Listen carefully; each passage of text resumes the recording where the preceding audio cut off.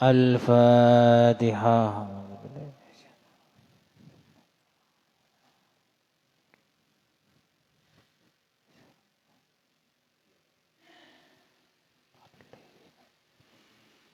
Bismillahirrahmanirrahim. Qala al-muallif rahimahullahu ta'ala wa nafa'ana bi'ulumihi fid dharain amin.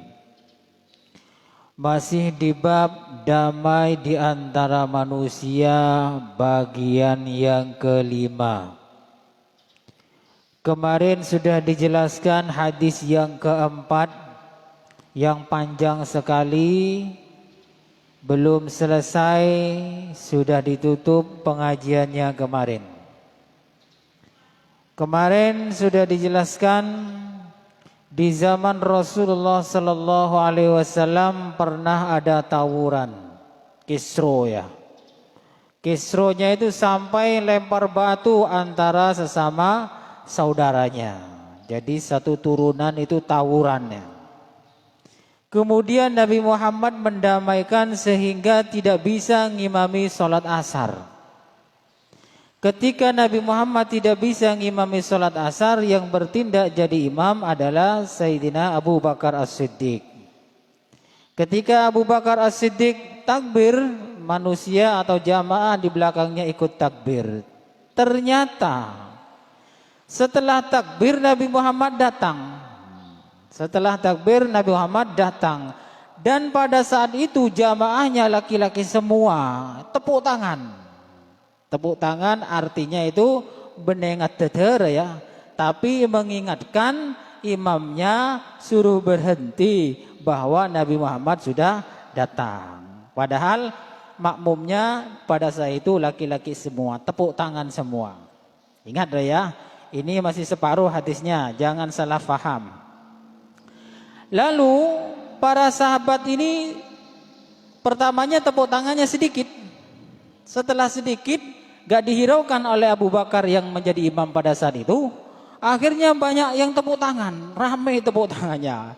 Ya rame-rame lah untuk mengingatkan Abu Bakar. Akhirnya Nabi Abu Bakar ini kena mental, kalah pendukung ya. Akhirnya Sayyidina Abu Bakar ini noleh ternyata ada Nabi Muhammad datang. Nah setelah datang Nabi Muhammad ini menyuruh untuk meneruskan menjadi imam. Jadi Abu Bakar disuruh meneruskan jadi imam, tapi tidak ngomong terosakilah, tidak begitu ya. Berisyarat. Anggaplah pakai tangan, begitu. Nah begini, bukan lanjutkan ya. Nanti bisa difahami nanti secara fikihnya ini hadis ini apa. Nah Nabi Muhammad menyuruh untuk melanjutkan Sayyidina Abu Bakar ngimami. Sayyidina Abu Bakar tidak mau. Mundur Nabi Abu Bakar. Sayyidina Abu Bakar mundur padahal sudah takbir menjadi imam. Nah nanti kita lihat secara hukum fikihnya ini bagaimana. Karena imam Sayyidina Abu Bakar ini mundur, Nabi Muhammad akhirnya terpaksa maju. Karena pada saat itu Nabi Muhammad ada di saf pertama sebelahnya imam.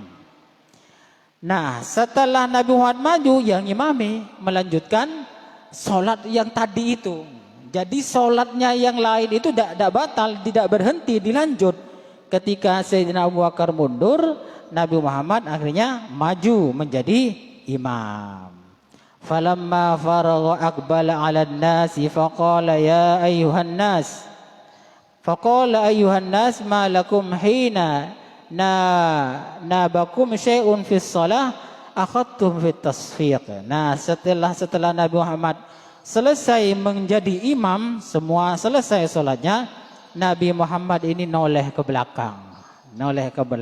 Wahai para sahabatku, kenapa kalian ini kalau ada sesuatu terjadi ketika sholat berjamaah kok tepuk tangan? Nah ini Nabi Muhammad bertanya, kenapa kok tepuk tangan? Innamat tasfiq lin nisa. Kalau ada sesuatu terjadi saat sholat berjamaah, ada kesalahan teknis, katanya Rasulullah, tepuk tangan itu cara mengingatkannya bagi jamaah wanita, kaum wanita. Nah, ini namanya baca hadisnya itu sempurna ya. Kalau potong-potong akhirnya ngotot. Di zamannya Rasulullah itu sahabat itu tepuk tangan kalau mengingatkan imam lagi ada masalah, ngotot. Oh, ini ngajinya nggak selesai ini.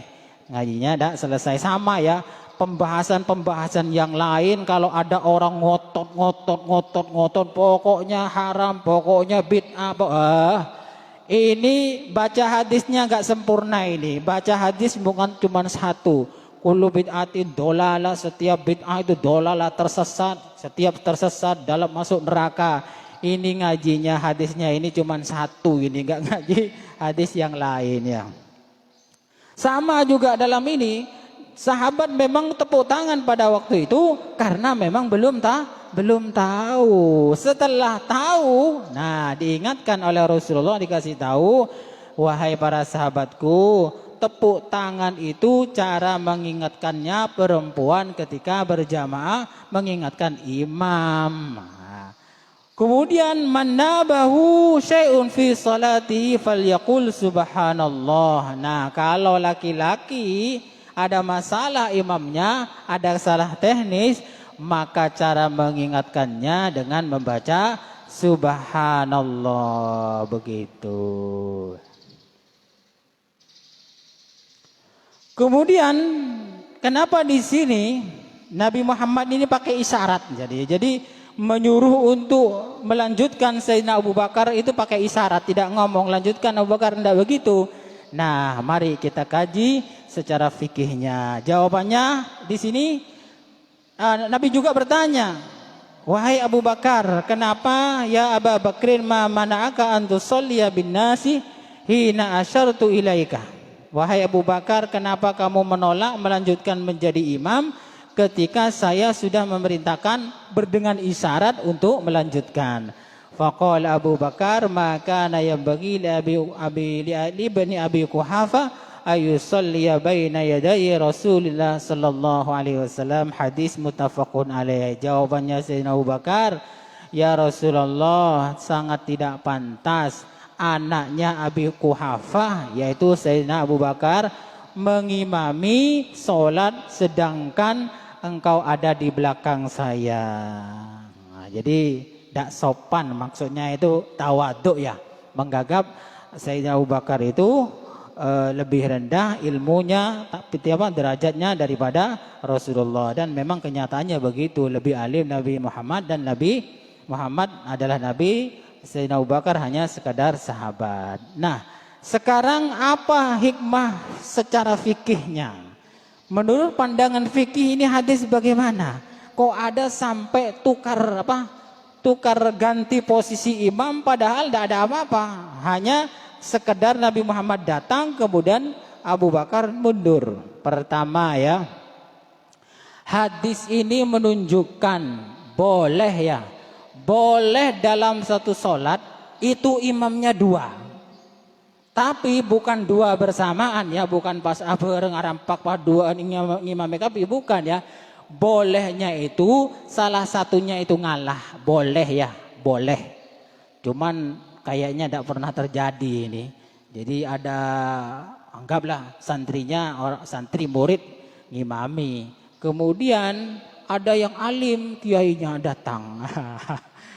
Ini boleh si santri ini mundur ya, mundur. Dan kiainya itu yang lebih alim masuk ke tempat imam untuk menjadi imam. Ini kalau sholatnya masih belum satu rakaat, masih belum baca Fatihah. Kalau sudah dapat satu rakaat ya tidak bisa ya. Masa imam belum dapat apa-apa mau ngimami makmum yang sudah dapat satu rakaat ya tidak bisa. Ini di sini selagi imam ini belum baca Fatihah, belum melanjutkan Fatihahnya, ada kiai yang lebih alim boleh ya, boleh mundur ya.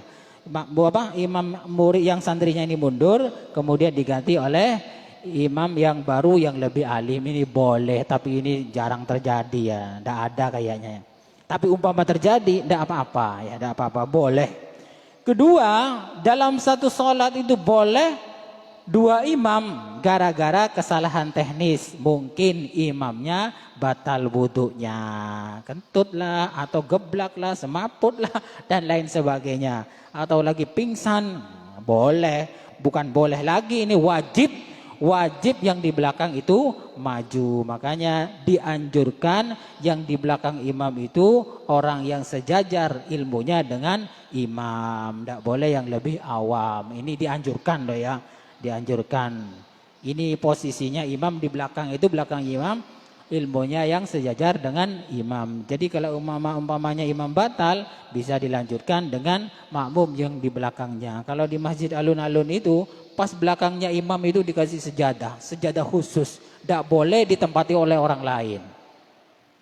Jadi harus, ya sesama imamnya harus di belakangnya. Tapi ini ya jarang juga. Kalau masjid semuanya begitu, ya bagus. Tapi kalau di sini tidak kayaknya. Ya apa adanya. Yang ada ya monggo, yang tidak ada ya tidak apa-apa, seadanya.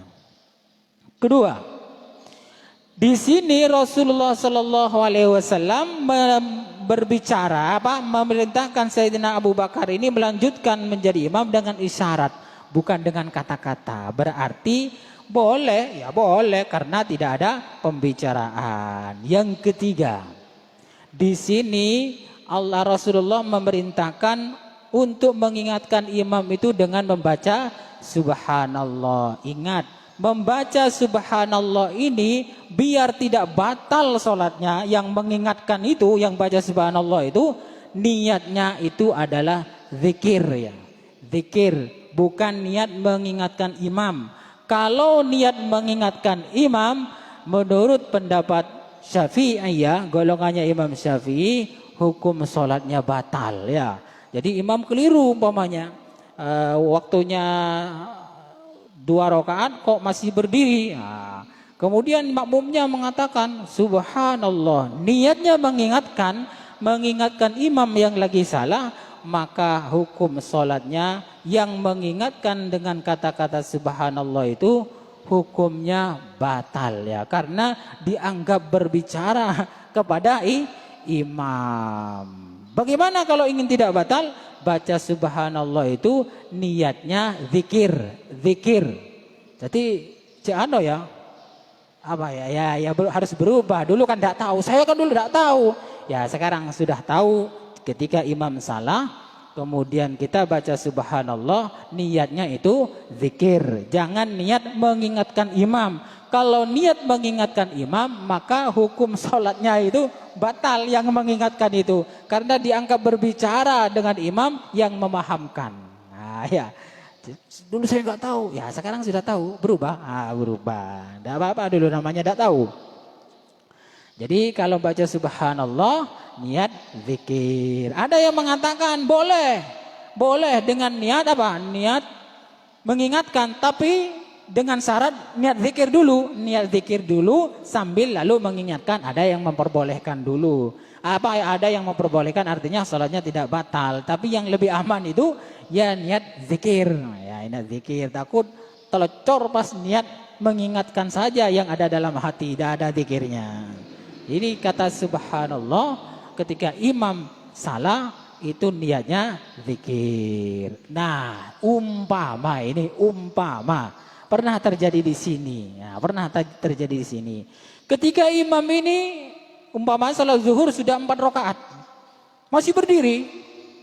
Dan berdirinya sudah tegak ya, siap untuk melakukan rukun. Maka imam ini tidak boleh turun ya. Tidak boleh turun kembali ke bawah. Karena apa? Karena posisi sudah tegak siap untuk melakukan rukun. Kalau turun berarti batal sholatnya. Jadi kalau sudah siap tegak, yang lain diam. Tidak usah terus-terusan baca Subhanallah. Umpamanya dari cermet umpamanya. Kan ada yang begitu ya. Karena imam posisinya tetap ngototnya. Karena keyakinannya beda, katanya si makmum. Sudah 4 ini, kata si imam, yakinnya masih 3. Yang makmumnya ngotot, Subhanallah.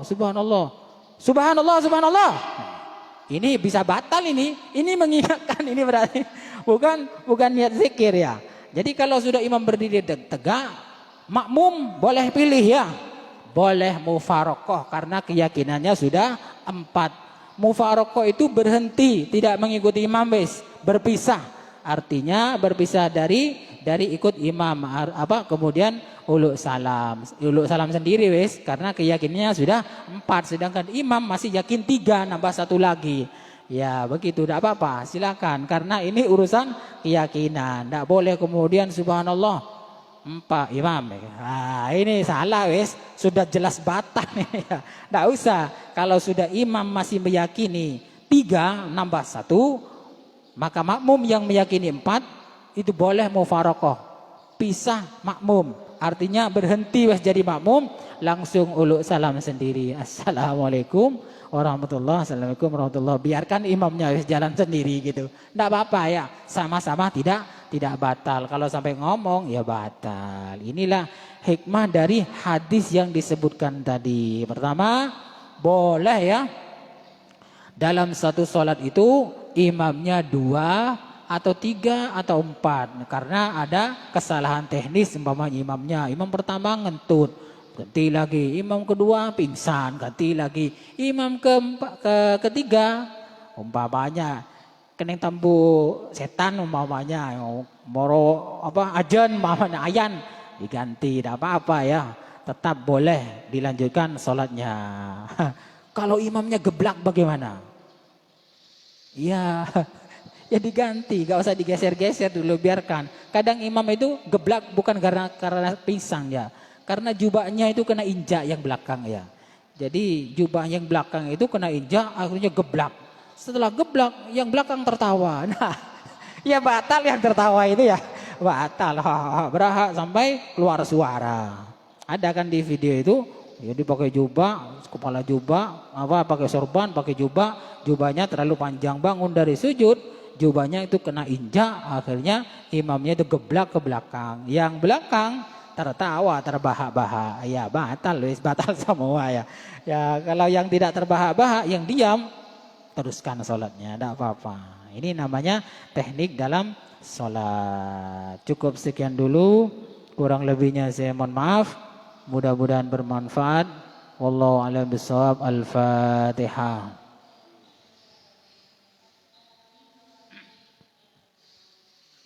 Assalamualaikum warahmatullahi wabarakatuh.